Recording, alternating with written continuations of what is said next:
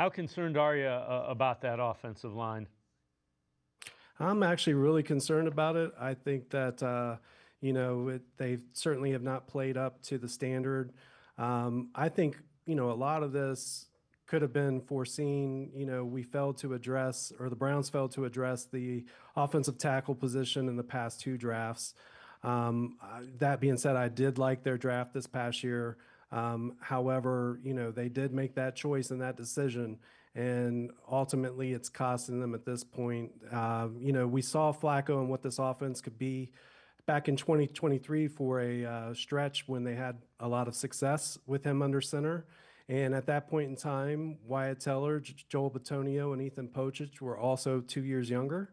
And, so we're just experiencing some of that regression of age. We hope that them getting back to a scheme that was more familiar and more comfortable would help. Ultimately, I think that they can correct some of the stuff that has been taking place, but you do have to be concerned, especially with Jack Conklin being out and experiencing dealing with an injury already. And then DeJuan Jones was supposed to be the savior of the offensive line this year, and here he can't. His physical conditioning isn't up to par to where it needs to be. I think that's pretty clear. I understand that, we're in week 2 of the season and, training camp, those guys don't get that extensive action as they do it like they would playing a full game. So it's really important for him to get his conditioning up pretty quickly here to see what he can possibly improve and be on the football field this season for Cleveland.